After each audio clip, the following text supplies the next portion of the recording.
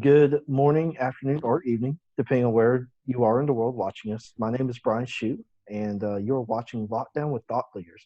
Today, I have the pleasure of welcoming Herb Thompson to today's show. I want to welcome you, Herb. Thank you for taking time out of your schedule to sit down and chat with me today, and just kind of give those ideas that you've been kicking around in your head, and things that have made you successful over your transition period. Knowing you for the last couple of years, you've been really working that mission, and I want to give you a chance to kind of tell people about yourself and what you've been doing. Yeah, no, I appreciate you having me on. So I guess I always usually start the story of, hey, I graduated high school at 17 and joined the army. And that kind of led me to where I am today. I wouldn't change that decision for the world. Um, but it set, them early decisions kind of created where I got in life. So coming towards the end of my military experience, I had accomplished everything I wanted in the military. I wanted to be a drill sergeant and I wanted to earn my Green Beret. I did those two things. What's next? I had to figure out what came next, right? So I had to find that new mission. And it didn't come easy and it took a lot of soul searching, but I finally figured out where I was going through talking with a lot of people but using the skills I learned in the military for planning and like treating it just like a mission, and kind of got to where I am today. And what are you doing now, Herb, since you've left the military? I know you people, if you're on LinkedIn, you may have seen this man's post troop into your feed, and you're probably wondering, what is this guy doing? And what makes him so unique to the military community? And that's a special story that I would love for our viewers to listen to. Yeah, so I'm a management consultant, a top consulting firm, and then also a Cornell Executive MBA student, which, was a goal for me to kind of change something, but it wasn't the normal thing for a senior non-commissioned officer getting out of the army to go do either of those. So I kind of realized I had to blaze my own path in some way. And then in my free time, I talk with transitioning veterans, do everything to help them. I have a small nonprofit that helps transitioning Green Berets when they get out. I wrote the book, The Transition Mission, which kind of explains short, down, and dirty with a realistic approach of like, here's how you can approach transition. It's different for everyone, but here's some techniques and tools you can use along your way. Which, if you haven't read that book and you're a transition service member watching this, I really encourage you, go to Amazon, pick up the book, and read it, because it will really help guide you through that mission. And that's, I think, even today, in today's environment of dealing with the coronavirus and lockdowns and quarantines, you're really going to have to change how you approach this.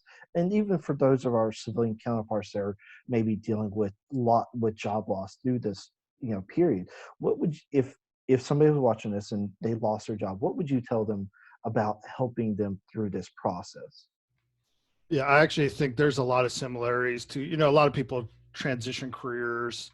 Now the coronavirus going on, like a lot of people are unexpectedly going to have to transition careers or jobs. And it's a lot similar to the military. I'd say one of the big differences I always point out is when you leave the military, it's changing a way of life. It's not just a job. It wasn't, hey, I went 9 to 5, I just did this. It was a way of life. So there's a lot more than the job aspect of it. But in some ways, that goes the same if somebody was in, they worked in a warehouse and now they're going to be looking for another job in sales. That's going to change, how they dress, how they present themselves. So how do they figure out that knowledge? How do they know what to do? They got to talk to people. And this is a great time to do that. Maybe not the best time to go, hey, I need a job. Can you help me today? It's just not it, but hey, how are you successful? How do you, you're in consumer packaging or consumer product goods. How are you doing this? Or banking, whatever the industry is, trucking, how are you doing it? How are you being successful? Can you share a little bit of that with me? And I think that's the biggest thing people can do right now, including, buffing up their skills, whether it's polishing their resume, getting a certification. There's tons of online certifications and training to increase the knowledge base and certifications that one can present to show their value to an organization. No, those are great tips, and definitely, I think a lot of people should take that into consideration, especially if you're dealing with job loss today. Is there are ways to get around this? You just may take some ingenuity on your part, and that's one thing that I think is fantastic for you, Herb, is that you've taken some ingenuity steps in your own personal mission, and sharing that with those around us has been beneficial to. I mean, it's been hugely beneficial to the veteran community. Now, you mentioned connecting with people. What's been your favorite way to connect with others during this the whole lockdown, or self quarantine, whatever you want to call it, whatever you want to call again, whatever you want to call this? How would you connect with? What's your been your favorite way to connect with somebody? Yeah, I don't know if it's my favorite way, but it's the way I've been doing it is if I reach out on LinkedIn, hey, I'm Herb Thompson, this is who I am. I'd be interested in connecting with you and learning a little more about you or seeing how you're successful. I truly believe people, at the end of the day, most people like talking about themselves and sharing that. And then if you can share a little bit back with them, it just helps. So I think the focus is, and why this works for me and why I believe it's like my best way or the most fun way I do is what what am I listening to from that person? What am I getting from them is my focus, not what I'm trying to pitch to them, not what I'm trying to sell to them or anything like that. Just, hey, let me listen to you. Let's learn. Let's have a conversation.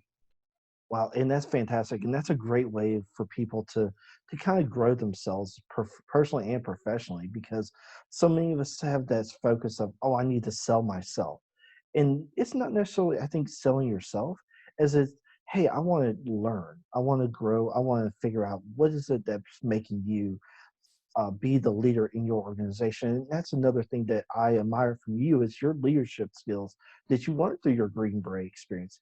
And if I was a leader watching this, even if I've never spent a day in the military, what could I take away from you in your experiences as a leader, being in a very diverse environment, very hostile environment for many times, being an effective leader in that in an organization in today's environment? What would you share with me to help me become that person? Yeah, I think once we realize it's not about us, it's not about it's about, leader. What's the job of leader? Should be to build future leaders. I mean, obviously you got, you're worrying about P&L and some KPIs at work, but the point of a leader is to build future leaders. And if everything's having to be done your way, if you're never giving them the chance to actually lead and practice in a safe environment where they can fail and then learn from that failure, so it's really not a failure, that's good. But if it's only, I'm going to micromanage, you're going to do it exactly my way, that's not growing anything. That's just, soaking up your ego. And it's actually probably detrimental to your organization. And I was talking with somebody a while back, and it was a civilian, never been around the military really. And I was like, hey, when I went to a camp and I'm literally sitting there with 150 indigenous forces and they all have weapons and I have a weapon. Well, I'm not a mathematician, but 150 to 150 is going to win. So I had to, like, what was important to them, understand them and meet them at their level and empower them to become their leader, because they didn't care that, oh, I was this big bad Green Beret carrying a weapon in their camp. They're like, yeah, so what, buddy? Like, there's 150 of us. So I had to empower them and, find the common bonds. And I think that can be a crucial point of our organizations as leaders. We need to find our teams, and as we're finding our teams and we're finding the people inside of our teams, is how are we connecting with those individuals? How are we getting them to buy in? And I think that's an important part of, I had a conversation yesterday with somebody, and they're like, get your people to buy in. If you're getting your people to buy in, you're getting those people to therefore increase their value to your organization. And when this is all said and done, because again, it will end, right? It's not a permanent thing. Yeah. I think we'll see organizations become better for it if they get in their people to say, hey, I love what we've done, even in this hostile environment. We're still doing something great. So, I think that's crucial for today's leaders, is how are you adapting to your environment? And I know that's a crucial part of being in the military, is adapting to your environment. And that's what we've done through our careers, right? I think you can speak highly about that. So I'd love to hear your kind of thoughts on that. No, I love what you said about buy-in there, because that's exactly it. If you get buy-in from people, they'll figuratively run through the wall for you, and they'll put all max effort and, put their heart and soul into it. But yeah, it is all about adaptability. So just because something worked yesterday doesn't mean it's going to work today. I think a lot of times maybe ego comes into play of, Oh, I know what I'm doing. I've been successful before, whether that was in the military or any organization or company. I'm going to come here and I'm going to do the same thing. And it's what, maybe not. Did you stop and assess and think about, oh, how can this, work here? Maybe I have to change some things. And also, everybody has strengths and weaknesses. Identifying them in yourself is probably number one key where most of us lie to ourselves, especially, overinflate our strengths, and push down our weaknesses to not being that weak, but also in our, the people that we're working with and for and around is what are their strengths and weaknesses? And let me leverage that. Maybe, person A is not a good talker, they just can't get up in front of people and talk, but they can do, this other thing good. Well, then let's leverage that strength and get the best out of the whole team instead of just everybody's going to be just like little mini me's, which that turns into an echo chamber of yes men, yes women, and everybody says they don't want that, but in application, there's people that end up allowing that to happen quite a bit and like it. And that's a sad reality that I think we need to face head on is that if you're trying to change the culture of your organization, you need to stop looking at those yes men and yes women because at the end of the day, it will only sink your ship. And if you're trying to survive through this harsh time that we're dealing with, having a bunch of yes men around you won't survive. It won't thrive, and you're going to have people looking for the exit door as soon as we get through all this. Because again, we're in a dark tunnel right now. We're at the very beginning of that tunnel, and who knows where let's be honest, the light's at the end. The light's going to get brighter at some point, but we all got to work together right now and kind of work through that darkness and kind of just accept that, hey, it's going to suck. It really is going to suck, and we're going to have some people that are, again, like I mentioned earlier, laid off. And if you're laid off and watching this, it sucks, and I don't envy you at all, but there are people out there that can help you, and that can actually give you some real life advice. And I hope that's what you're going to get from this series of videos that we're doing through Full Moon Digital. So one thing that I've kind of brought up a lot is the work life balance. Now, to me, it's not more of a balance anymore. It's a blend. How are you blending that work time versus your lifetime?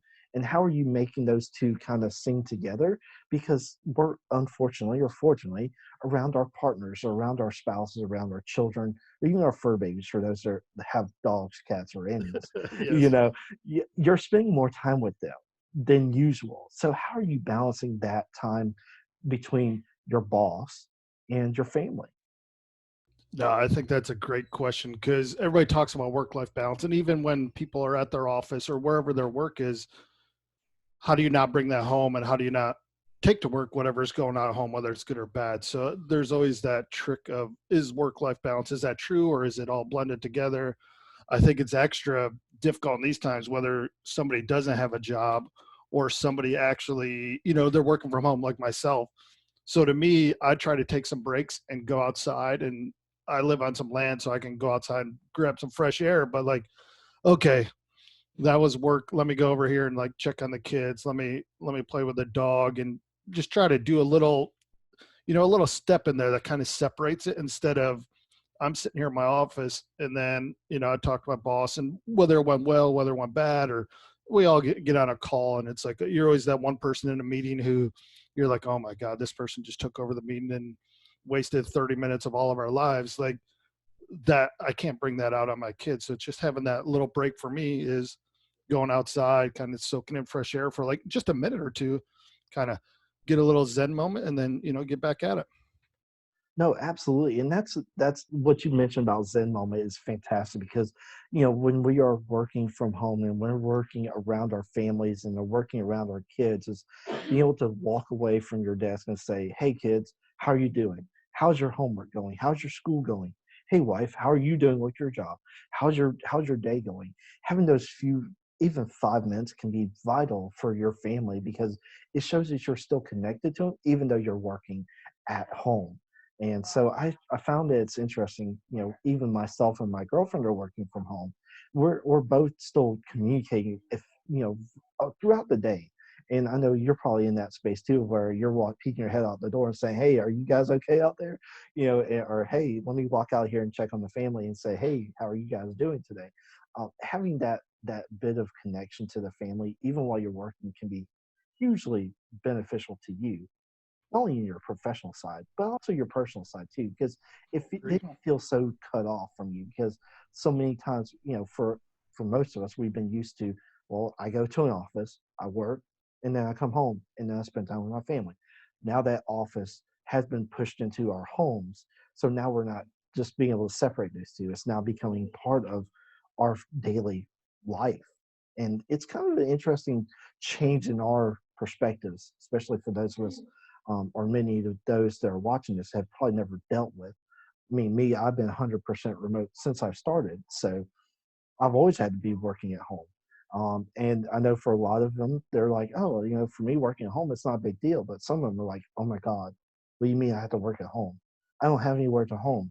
I mean, or I don't have space. Well, now you can create that space. You can create that that this is my place. This is my office. This is my business. So, hey, if I shut the door, it means don't bother me. No, definitely. It's just like managing any project, time management, manage, what's going on is you just got to look at it like that and go, okay, what do I need to set in place to make myself effective here so that I'm not sitting here doing a Zoom call and then my dog comes up and jumps on my lap, or which usually is okay, or like kid comes and tackles me and shoots me with a Nerf gun. Like, hey, there's there's playtime and there's work time, and right now is work time. No, and that's fantastic because I think it's great when the kids come into the videos and say, "Hey, Dad, I want what are you doing?" Or, "Hey, Mom, what's going on with you? Why are you singing? You're on the couch talking to somebody. I want to see who that person is." Or, the fur baby comes and says, "Hey, I want you to pet me. I want some attention, please, please, please, please." Having that kind of realistic human interaction is fantastic for people. It gives that human element too as well for people to see, especially now when we're in our homes and we're in a safe space. Let's be honest, this is our safe space, and everybody should feel like, what, I can be myself.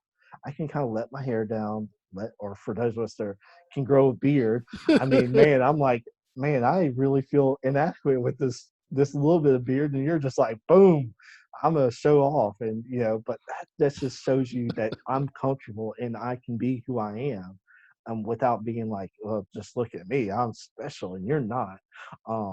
But also think about this as a way of us being able to share that bit of ourselves. Our when you're on a Zoom call with somebody, you're able to see into their lives. You're able to see what they're doing in their homes, because it's usually, again, space we've separated.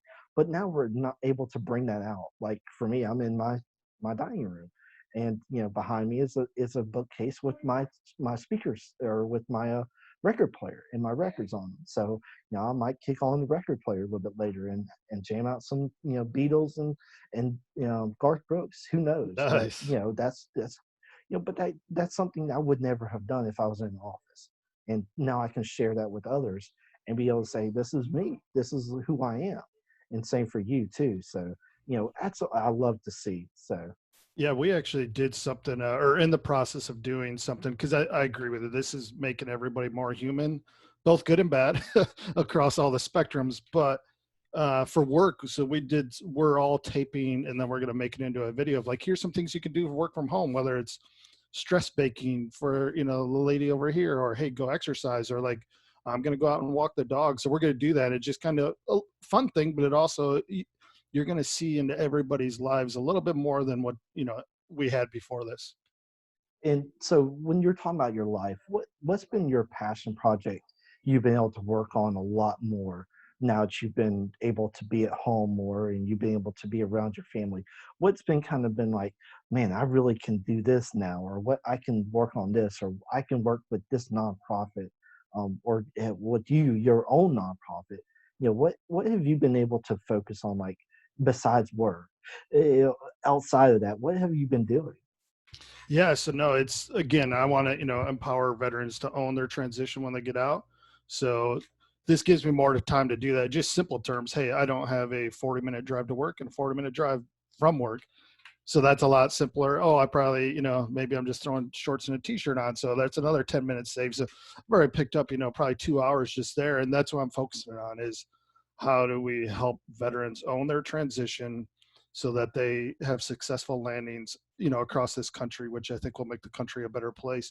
So whether it's talking to people, doing as this right here, that's my passion, and that's part of my purpose. And I think we all need purpose in life. Of, hey, what am I going to get out of bed? What is part of that? And maybe some of it comes from work, maybe all of it, but if you get little bits and pieces here, and this is part of mine, is what drives me and keeps me awake at night. Of like, hey, how can we do this better?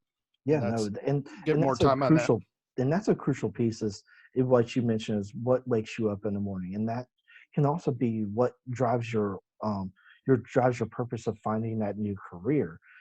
If you know your why, you can easily know what would you be paid for, what would you want to be paid for, and so that having that additional time to focus on that now is awesome because for some of us it's been so like, oh, I have to focus on work. I have to drive to work. I have to spend all this time in my work environment. Now, you don't have those limitations. You don't have those stresses on yourself.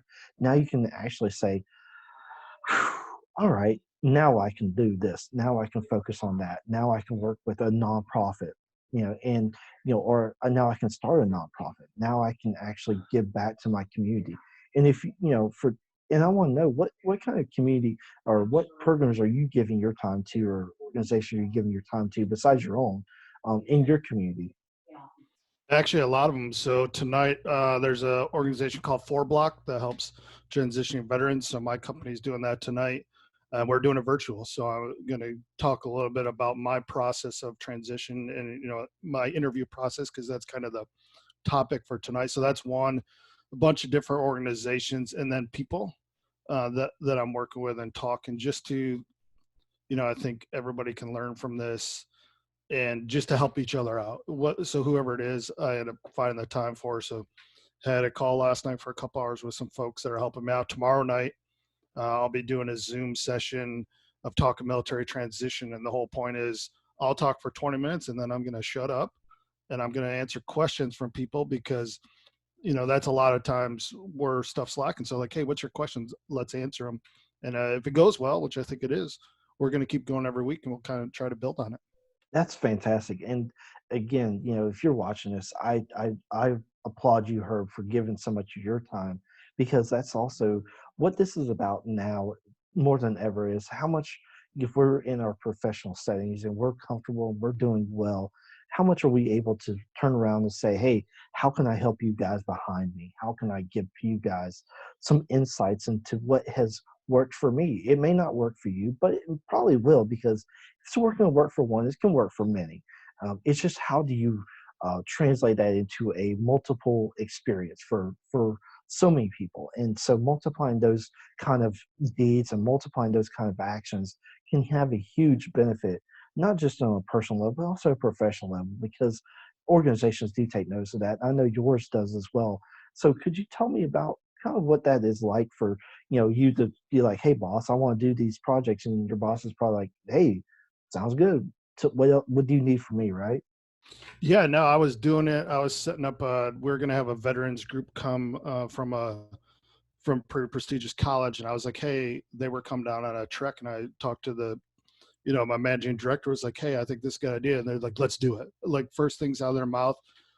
Unfortunately, Corona hit, and it had to get canceled. But very supportive, and then also just if I'm doing work and it's work stuff, but then afterwards, what I do on my time is my time, and I think doing that to help people. And I talk so many people, and like you said, like, how do we do a bit more? How do we scale it? And that was kind of like, okay, I always was having phone calls. Okay, I did a book to reach more people. Okay, how can I reach even more people and scale it? And that's, this is the next iteration with the Zoom thing. But I think it's a lot of times, and I'm fortunate. I have a job, I have security, I have the house I want. I'm set, but it wasn't always that way. So you have to take care of yourself first before you can help others. Kind of, I used an analogy, I think last week, is like medical triage in combat, medicine. The best medicine for your buddy who's down is to kill the enemy. And then if you're shot, you got to take care of yourself before you take care of someone else. So again, take care of yourself, understand some people are not so fortunate right now. And then sometimes, the purpose and the why is huge, but then day I got to put food on the table for my family and provide for them. So maybe I have to take a little something today that is not quite up to what I should be doing, but it can get us through till them lights come out at the end of the tunnel. And that's a great way of looking at this because again, so many people have gotten to that point of, oh, I can't accept this or I can't accept that. It's not that you're accepting it, it's you're just being like, this will get me through. This will, give me the opportunity to say, I don't need the stress, I don't need to worry. I can actually, look at this as a, hey, let me get a foot up for a time being. And then once everything settles down, I can now get back to the realization of what's my real mission, what is my real purpose, what's the organization I really want to be a part of, and that's also comes with, are you doing, and this is one part that I think you've done very well in, is having time to connect with people, having those phone calls, what we call informational interview with people. How has that been beneficial to you in your transition? I'd say crucial. So now I don't know what my number is, probably over 3,000, 3,500. But what I consider my transition period of 2 years out from getting out and then the few months after, I had over 2,000 informational interviews. And people are like, oh my God, how'd you do that? Well, I had to find information. I didn't know. Know I didn't know a lot. And the more I knew, the more I realized I didn't know. It kept going. So I had to get information. And then, it became a joy to meet other people and learn from them and build that network. But it was 100%, I want to be where I was today without all those informational interviews. And everybody's always, oh my God, I don't know what to do in an informational interview. It's two people talking. Just be normal, don't be a robot. Hey, can we have a chat? They say yes. All right, let's have a chat. That's just normal. We've been talking probably most people since they're 2 years old or whatever. Like, let's not overcomplicate this. But I think knowledge is power. And by talking with more people, you learn, and maybe you take a bit and piece here and there. And then at the end of the day, you kind of get to where you're going. And then you end up doing the same thing and you're giving back. So huge in my life has been the informational interview, especially through the transition. It's part of why I do what I do now is so many people. And I reached out to every industry, all levels from CEO to janitor I've talked with, and everybody was so accommodating to talk with me and share a little bit about their experience that it makes me want to do the same. And most people said, just like what I do now, how can I pay it back? Pay it back to the next person. Give it back to them. Absolutely. And that's fantastic because it really does show. Oh man. Anyways, that looks kind of weird. My lights flickered. Well, but that's kind of like the interesting part of this whole story is that you've been able to successfully figure out what makes me unique, what makes me wake up in the morning. And that was because you had those conversations with other professionals and with other, not even maybe, I don't even want to call them professionals, but individuals. And they were able to say, hey, this is what I've done. This is what made me get to that point, and that's what's going to push me forward. And then you were able to take that and institute in your own toolbox. And that's another thing that civilians don't understand is you have a toolbox. You have a place that you put all your knowledge into, and you pull out from time to time and say, hey, I need this, or hey, I need that, or hey, this is beneficial for me at this point. And having that part of your life and being able to maybe not, I hate saying compartmentalize, but it is a compartmentalize of that information will be beneficial to you. And having those professionals inside your network and saying, hey, have you done this? Hey, have you done that? Have you reached out to this? And what has that been like for you, having those professionals kind of checking in and saying, have you done this? Have you done X? Have you done Y? Have you reached out to this person? Have you reached out to that person? What's that been like for you, Herb? Again, crucial in my success. And I think a lot of times people ask me like, hey, who have your mentors been, especially through the transition? I'm like, dozens, hundreds. I don't have one, I don't have two, hundreds of people I end up talking with. And we don't talk every day, but maybe we talk weekly, maybe it's monthly, maybe it's once a quarter, maybe we just exchange messages. But that has been crucial because in anything, it's not go it alone. It's not an individual sport, if you will. It's a team sport, whether it's transition, whether it's a job search, whether it's, hey, let's get back on my feet. That's a team sport. If anybody tries to do it alone, they're going to lead to failure. So you have to rely on them other people to help keep you in check, feed that information to you. And then, you're doing the same for them, and it becomes kind of cyclical and between each other. And it's just crucial in the process. And I think probably the first part a lot of people have to overcome is it's okay to stand up and ask for help, or it's okay to stand up and like, hey, how can I do better? Or how have you been successful? Like, it's okay. And sometimes that's a hurdle. It was a hurdle for me to overcome, but once you do that, it becomes very powerful. Well, you mentioned mentors, and a lot of our civilian counterparts may not understand the value of a mentor or what a mentor is. I want to hear from you what that is. And so maybe those that are watching this can be, oh, that's what a mentor is, or hey, maybe I need a mentor. I'd love to hear that from you. Yes, I don't know the textbook definition, but to me, it's somebody you can learn from. You know, they keep you in check. Maybe somebody you can bounce ideas off of. I had a friend the other day, and I kind of laughed at it. Actually, she was like, "Oh, yeah, I'm part of this accountability group, and it's a bunch of them. They get together like every week or month, and they talk about what they're doing, and then talk it out." And I was kind of like, "Oh, accountability group," but then I'm like, "That's just mentors. You know, it's a group of mentors that get together, and they're doing it in a group form, but it's." Helps them to get to where they're going. Again, it's not an individual sport, it's a team sport. So rely on the mentors to show you the way they've been successful. I would not, you know, you can learn from anybody. So even if somebody wasn't successful, you can see how they failed and go, oh, okay, how does that apply to me? And let me adjust. Or how were they successful? Or maybe they did this and that. And I don't agree with that, but I can always learn from it and choose a better way for me. Because at the end of the day, you have to be your own individual. You can't be Brian. You can't be Herb. Only Brian can be Brian, only Herb can be Herb. Everybody has to own their own journey and follow their own path of where they're going, but you can inform your decisions by talking with the mentors and getting that assistance. Yeah, and I know probably people are like, well, where do I find these people? Where do I these mentors you keep on telling me about? You know, they're supposed to be beneficial to me. Where would I find those people at? Yeah, I think you can find them just about anywhere. You look for them. I think that's the key. You got to look for them. You know, whether it's on LinkedIn and you reach out to people and you build a relationship, they become a mentor. There's, you know, you can give mentor for military transition folks like American Corporate Partners. Boom, here's a mentor for a year. Through Veterati, another nonprofit does mentorship calls. It could be your local church, your service organization, the VFW, the gym. You can find them at the grocery store. Strike up a conversation, and you never know what happens, but you have to go seek it out. It's not just going to happen for you. Those are fantastic words because a lot of people are probably like, oh, and where am I going to find these people? You have to go find them. They're not going to find you. And, you know, especially in today's world, it's, you know, well, again, it's going to be a little bit more difficult to find people just roaming the streets. But, you know, you have ways to connect with people. And I know you mentioned LinkedIn has been a vital asset to you. And I think it's been a vital asset to all of the military community, especially. And if you are a veteran watching this, and you haven't taken advantage of LinkedIn and, of course, your free premium for a year, unfortunately, you're missing out. You are vitally missing out on some great information, great conversations.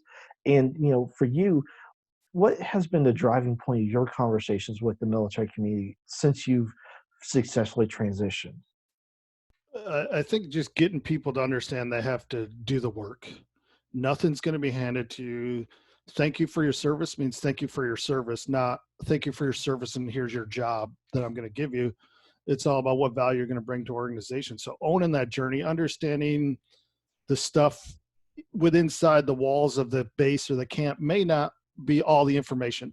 It's not. So get out there, seek it from other places, whether that's organizations or like on LinkedIn. But I think seeking that out and understanding you have to own your journey. You got to make some tough decisions and do a lot of self-reflection of what's important to you. What do you want to be for the rest of your life? Because in theory, most people that are transitioning from one career to the next, or especially out of the military, they're going to be in whatever that comes next longer than they were before. You know, I'm going to be hopefully, you know, God willing, I'll be a veteran out of the military longer than I was in, you know, as long as I stay vertical. So why not find something that drives me? And I think everybody has to go through that. And it's not just a job, it's that whole mental process of finding that. And that's kind of the big thing I'm always pushing and talking is, you know, own your journey and to be you, whether that's you're going to go work in a bicycle shop and repair bicycles. If that makes you happy, cool. And it provides for your family, or you want to be a banker on Wall Street or somewhere in between, go do it, go get it, but you got to go get it. No, those are wise words. And I hope those of you that are watching this really take heed of this information that Herb has been passing out. And again, it's not that we're sitting on a pedestal here. We're absolutely not even doing that. We just want to share with you guys some tidbits of what has made us get to the point where we are, and that maybe that we're comfortable in where we are, and being able to say, hey, look at what we've done, look at all the work we've put into this, and look at what has gotten to it, where it's gotten us to. And that's of vital importance, that in today's world, it's not that you need to be like worshiping the ground that other people walk on. It's not even that. What it is saying, they've gotten to successful places. How did they get there? What got them to that point? And for me, it's been the mentorships through Veterati. If you're a veteran, you're not using Veterati, that's highly valuable to you. Or if you're, post 9/11 veteran, American Corporate Partners, like you mentioned, fantastic resources are out there for the veteran community. And if you're not a veteran, there are resources out there for you. Again, are you going out there searching for it? Are you going out there and having those conversations, like you mentioned, informational interviews? Are you having those 15-minute conversations with a professional in the organization that you want to be a part of? If you're not, you're missing out, because guess what? They don't know you. They don't know who you are. They don't know what you can bring.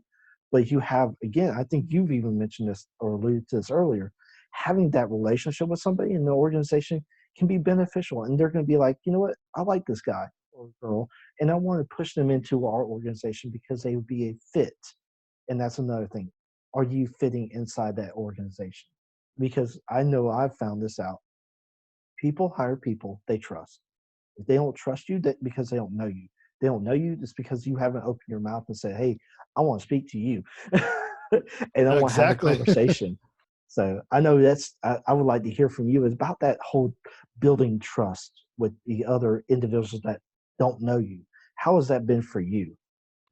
Yeah, no, I think that's important. You hit the nail on the head. Nobody's going to hire a serial killer that they know is a serial killer.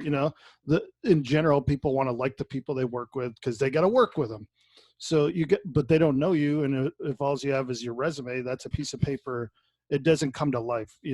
So by having those conversations, you're now refining what you do, because the more you talk to people, the more you understand the language of the industry or that company, what they're looking for, what's the cultural fit. Is it the right fit for me? Oh, after talking with some people, I realized this is not the place I want to be because they said I can't have a beard. Just, being a funny, but it's something like that. But you get that information the more you talk to people. And even if you don't end up working there, you never know how that contact's going to help you down the road when you're doing some other project in another business. And I think kind of hit on your topic earlier of like, oh, not sitting on a pedestal or not. I think what everybody sees, especially on social media, is all the rainbows and all the unicorns. They don't see all the blood, sweat, and tears, the rejections, the how many times you got passed over for an interview, or how many times, people told you no, and like how that process was.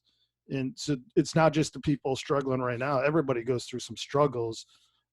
Just realize that. And by talking with people, you can learn that and figure out kind of how they overcame them struggles. And that's a crucial point, and that's another thing that I want to bring up to our audience, is that the struggle is real. It is a struggle out there, and your rejections will come. It does happen, even to the best of us. Even if you're the CEO of an organization, you leave and you're going to find a new role. Guess what? CEOs get rejections too. Even it doesn't matter what level you are. And so you have to be okay with the rejections. You have to be understanding that rejections happen. And you know what? Those rejections don't define you. Those rejections just encourage you to push forward. Because guess what? That rejection was probably for a good reason. You probably had a better opportunity coming to you, more so than what was in front of you already. So take those rejections in stride and take that as a learning experience. And what can you do better? And again, that may open you up for another mentorship, or another informational interview. You never know. But if you get into that negative space, that's what it will drive you down. It won't drive you up. And that's another thing about this whole series that we're doing. Drive you up, drive you forward. Because at the end of the day, it's not that somebody's better than somebody else. It's not that one person is greater than another person. It's about how are we working together and accomplishing a single goal. And what that goal is to drive you forward. to drive your mission forward, to push you into a better place than you were the day before. So um, I want to ask you, Herb, if somebody wanted to connect with you and further this conversation, how would they get in contact with you? Yeah, just easiest way is LinkedIn. Herb Thompson, SF to Biz. You put in Herb Thompson, you'll probably see my bearded face there somewhere.